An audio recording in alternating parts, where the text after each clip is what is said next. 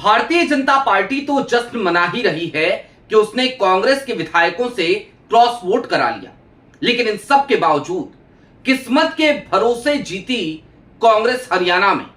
और आज की तारीख में एक प्रेस कॉन्फ्रेंस हुई और उस प्रेस कॉन्फ्रेंस में जब ये सवाल गूंजा कि आखिरकार हरियाणा के उन 5 विधायकों पे कार्रवाई कब होगी, तो उन विधायकों का नाम बताने से भी दीपेंद्र हुड्डा गुरेज करते नजर आए। कल की तारीख में उनके पिता यानी कि भूपेंद्र हुड्डा भी नाम बताने को तैयार नहीं थे, लेकिन हम आपको कांग्रेस के 11 गद्दारों का नाम बताएंगे और उन 11 गद्दारों में 5 गद्दार हरियाणा के, जिन्होंने कल की तारीख में यदि राहुल गांधी का कैंडिडेट करमवीर सिंह बौद्ध नहीं होते तो निश्चित तौर पर मानिए लुटिया डुबो दी थी, क्योंकि आधे वोट से जीते हैं करमवीर सिंह बौद्ध। कुल मिलाकर यह समझिए कि यह जीत किस्मत के भरोसे की जीत थी।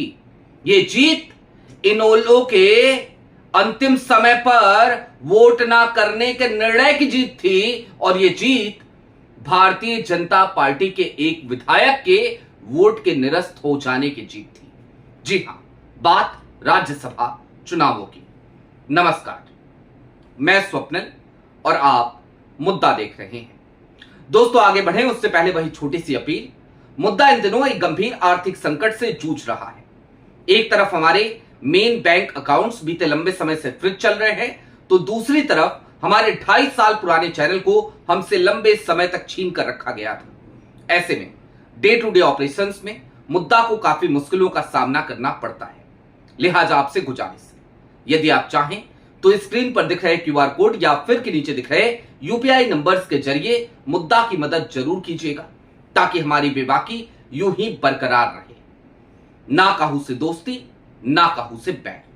और आज बात कांग्रेस की करेंगे, कांग्रेस के भीतर हुए भीतर घात की करेंगे, और जिक्र इस बात का करेंगे कि काहे का जश्न मना रहे हो भैया, काहे का जश्न है ये। जी हां, हरियाणा में करमवीर सिंह बौद्ध की जीत हुई है। रात को 1 बजे तक इंतजार करना पड़ा नतीजों के लिए, लेकिन उस तरफ चलें, उस जीत का जश्न मनाने का कांग्रेस को मौका दें, उससे पहले जरा वो 5 नाम सुन लीजिए आप। पहला नाम जनरल सिंह, कांग्रेस के विधायक। दूसरा नाम सैली चौधरी। तीसरा नाम रेणु बाला। चौथा नाम मोहम्मद इलियास। 5वां नाम मोहम्मद इसराइल। ये 5 वो गद्दार थे जिन्होंने हरियाणा में कांग्रेस के खिलाफ जाकर क्रॉस वोट किया। और बात सिर्फ, मैंने आपसे कहा था, वादा किया था 11 गद्दारों का नाम लूंगा, तो 11 की ही फहरिस्त सुन लीजिए। बिहार चलिए, सुरेंद्र प्रसाद, कांग्रेस विधायक। मनोहर प्रसाद सिंह, कांग्रेस विधायक। और इसके साथ साथ मनोज विश्वास, कांग्रेस के विधायक। ये 3 बिहार में वोट डालने नहीं पहुंचे। और बाकी 3 और उड़ीसा, जिनका जिक्र कल से हो रहा है। एक तो हाई प्रोफाइल चेहरा, जिनको लेकर मैंने कहा कि उनके तो डीएनए में ही कांग्रेस के खिलाफ जहर घुला पड़ा है, गद्दारी उनके डीएनए में है, क्योंकि उनके पिता मोहम्मद मोकीम बहुत पहले ही राहुल गांधी के खिलाफ खड़े हो गए थे। मोहम्मद मोकीम, उनकी बेटी का नाम सोफिया फिरदौस। दूसरा नाम उड़ीसा से दशरथ, और तीसरा नाम रमेश जेना। दशरथ गमांगो, रमेश जेना और सोफिया फिरदौस, ये 3 नाम उड़ीसा से। 3 उड़ीसा, 3 बिहार, 5 हरियाणा। मैंने आपको 11 नाम बताए। ये 11 गद्दार कल की तारीख में पकड़ में आए जब राज्यसभा के चुनाव चल रहे थे। लेकिन अब मैंने कहा था, वादा किया था कि आज तो क्लास लगेगी कांग्रेस की, क्योंकि भारतीय जनता पार्टी की तो आदत है लोकतंत्र को रसातल में पहुंचाने की। उसकी तो फितरत है कि किस तरीके से खरीद फरोख्त किया जाए, किस तरीके से हॉर्स ट्रेडिंग की जाए, लेकिन सवाल कांग्रेस से क्यों ना पूछा जाए, जब पता है सामने एक ऐसी पार्टी आपके आकर के खड़ी हो गई है जो पार्टी खुल करके लोकतंत्र का चीर हरण कर रही है, जो लोकतंत्र का सिर्फ स्वांग रचाती है, सिर्फ ढोंग करती है। तो फिर अपने विधायकों को आप संभाल नहीं पा रहे हो, और जिक्र आज हरियाणा का करना ज्यादा जरूरी है, क्योंकि हरियाणा में 37 विधायक हैं कांग्रेस के, और 37 विधायकों का मतलब समझते हैं आप? मतलब ये कि 31 विधायकों पे एक सीट निकल रही थी राज्यसभा की। इसका मतलब बड़ा सीधा सा था कि हरियाणा में कर्मवीर सिंह बौद्ध की जीत सुनिश्चित थी। उसके बाद भी रात को 1 बजे तक का इंतजार क्यों करना पड़ा? अब जरा ये गुत्थम गुत्था जो हुआ ना, इसको भी जरा डिकोड कर लीजिए चलते चलते। हुआ ये जनाब कि भारतीय जनता पार्टी ने कॉन्फिडेंस के साथ अपना एक निर्दलीय कैंडिडेट उतार दिया, नाम सतीश नांदल। सतीश नांदल को उतारा है इसलिए क्योंकि भारतीय जनता पार्टी आत्मविश्वास से लबरेज थी कि चाहे जो कुछ भी हो जाए, हम तो कांग्रेस के विधायकों को खरीद ही लेंगे। और ऐसा करने में भारतीय जनता पार्टी कमोबेश कामयाब भी हुई। क्या लगता है आपको, कर्मवीर सिंह बौद्ध चुनाव जीत गए हैं? जवाब है नहीं। कर्मवीर सिंह बौद्ध इनेलो के एहसान के नीचे दब गए हैं। और अगर कर्मवीर सिंह बौद्ध के ऊपर राहुल गांधी का हाथ नहीं होता उनके सर पर, तो क्या वो चुनाव जीत जाते? क्या कल की तारीख में भूपेंद्र हुड्डा और दीपेंद्र हुड्डा उसी तरीके से डटे रहते जैसे कल देर रात तक वो लोग डटे रहे? इसका भी जवाब है नहीं। अब मैंने जो 5 नाम लिए उनको भी समझिए, उनको भी डिकोड कीजिए। जनरल सिंह, रेणु बाला, सैली चौधरी, मोहम्मद इलियास, 4 लोग तो ऐसे हैं जो सैलजा गुट के माने जाते हैं। जब हरियाणा कांग्रेस की बात हो ना, तो फिर गुटों की बात करना बेहद जरूरी हो जाता है, क्योंकि गुटबाजी तो चरम पर है। और इसका आलम तो तब देखने को मिला था जब बृजेंद्र सिंह, पूर्व सांसद भारतीय जनता पार्टी के, वर्तमान समय में कांग्रेस के नेता, फिलवक्त वो सद्भाव यात्रा निकाल रहे हैं, वो राहुल गांधी से एक बार मिलने पहुंचे। और जब मिलने पहुंचे और उन्होंने बताया कि मैं इस तरीके की एक यात्रा पूरे हरियाणा में निकालना चाहता हूं, हरियाणा की हर विधानसभा तक कांग्रेस को पहुंचाना चाहता हूं, जनता के बीच जाकर कांग्रेस की आइडियोलॉजी समझाना चाहता हूं, तो राहुल गांधी ने पता है उनसे क्या कहा था? सिर्फ शुभकामनाएं नहीं दी थी, बल्कि प्रार्थना करी थी और यह कहा था कि बृजेंद्र, काम अच्छा है, यात्रा निकालो, अच्छी बात है, लेकिन अपने राज्य के नेताओं को देख लेना, वहां के नेता बड़े अजीब से हैं। और ये अजीब से का मतलब क्या है जानते हैं आप? अजीब से का मतलब सिर्फ इतना ही है कि गुटबाजी चरम पर है। भूपेंद्र हुड्डा को कुमारी सैलजा पसंद नहीं करती, कुमारी सैलजा को सुरजेवाला पसंद नहीं करते, सुरजेवाला को सैलजा पसंद नहीं करती, और सैलजा को हुड्डा गुट पसंद नहीं करता। यानी कि कोई किसी को फूटी आंख सुहाता ही नहीं है।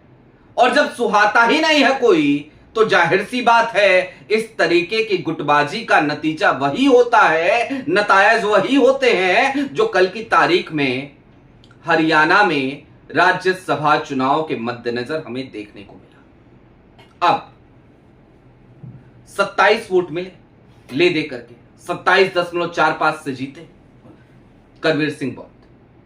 अगर जरा सोचिए, कांग्रेस के 4 वोट रद्द हो गए थे, इनेलो के 2 विधायक वोट देने नहीं आए थे। जरा सोचिए, अगर इनेलो के दोनों विधायकों ने आकर के अपना मतदान कर दिया होता, तो वो कांग्रेस के पक्ष में तो कर नहीं रहे होते। उन्होंने अगर भारतीय जनता पार्टी के पक्ष में मतदान कर दिया होता तो क्या होता? तो यही होता भाई साहब कि ले दे करके कर्मवीर सिंह बौद्ध की उम्मीद एक बार फिर टूट जाती। और ऐसा पहली बार नहीं होता कि कांग्रेस वहां पर नंबर गेम में बिल्कुल मजबूत होने के बाद भी चुनाव हारती। इससे पहले भी हो चुका है, 2016 में हुआ था, 2022 में तो वर्तमान ट्रेजरर हैं जो कांग्रेस के, यानी कि अजय माकन, वो भी चुनाव हार गए थे। तो कुल मिलाकर पूरा गेम फिक्स था, कांग्रेस को हराने की पूरी प्लानिंग थी, लेकिन प्लानिंग फेल कहां पे हुई? एक तो इनेलो ने इस बार पता नहीं कैसे कौन सी सद्बुद्धि आई कि कहा चलो हम वोट देने जाएंगे ही नहीं, और दूसरी तरफ भारतीय जनता पार्टी, उसका एक विधायक, उसका वोट निरस्त हो गया, इनवैलिड हो गया। अगर ये दो स्थितियां नहीं आई होती तो करवीर सिंह बौद्ध आज राज्यसभा सांसद नहीं होते। अब चलते चलते एक बात और समझिए, चाहे वो सोफिया फिरदौस हो या फिर कि मोहम्मद इलियास या फिर कि मोहम्मद इसराइल, ये 3 नामों पे इसलिए जोर दे रहा हूं क्योंकि ये माइनॉरिटी कम्युनिटी से आते हैं। ये तीनों भी अगर आज की तारीख में भारतीय जनता पार्टी के समर्थित उम्मीदवार के पक्ष में मतदान कर रहे हैं तो क्या आप इसे ये समझते हैं अंतरात्मा की आवाज है?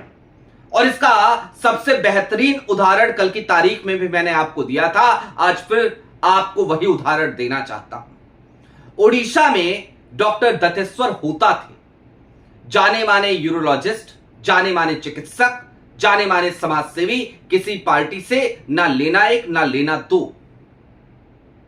वो दत्तेश्वर होता, उनके सामने खड़े थे दिलीप राय। कौन है? पूर्व केंद्रीय मंत्री। भ्रष्टाचार के आरोप लगे तो कुर्सी चली गई थी। तो क्या कांग्रेस के जिन 3 विधायकों ने उड़ीसा में डॉक्टर दत्तेश्वर होता को हराने के लिए मतदान किया, क्या वो ये कहेंगे कि हमारा जो मन था, हमारी जो अंतरात्मा थी, वो अंतरात्मा ये कह रही थी कि भ्रष्टाचार के आरोपी को जिताना है, लिहाजा क्रॉस वोटिंग करनी है?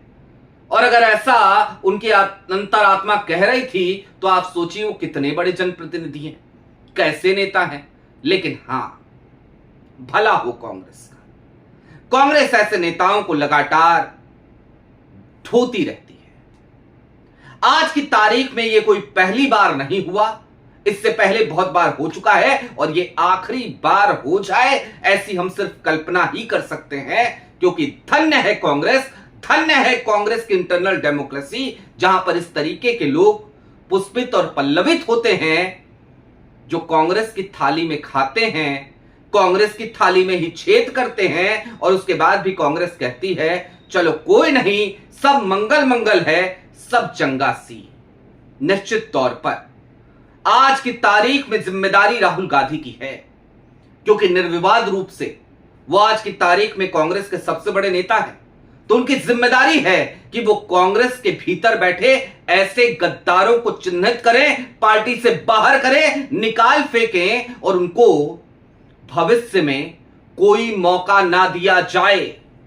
राहुल ऐसा करने की पुरजोर कोशिश भी कर रहे हैं, लेकिन जब तक ऐसे मठाधीश कांग्रेस में रहेंगे ना, जैसे हरियाणा में बैठे हैं 3-3, तब तक कुछ नहीं होने वाला। यह आप मुझसे लिख करके ले लीजिए। मध्य प्रदेश में कांग्रेस ने खूब सफाई करी है, बाकी राज्यों में खूब सफाई करी है, लेकिन अभी तक हरियाणा का कोई इलाज कांग्रेस नहीं ढूंढ पाई है। कल की तारीख में राज्यसभा के चुनाव में कांग्रेस के जीतने के बाद भी ये बात हम कह सकते हैं डंके की चोट पर। आपकी क्या राय है वो हमें कमेंट बॉक्स में जरूर बताइएगा। अभी के लिए दीजिए इजाजत।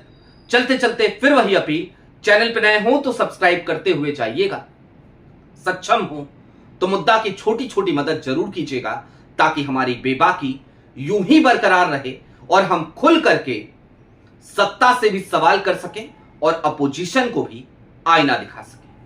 बहुत शुक्रिया।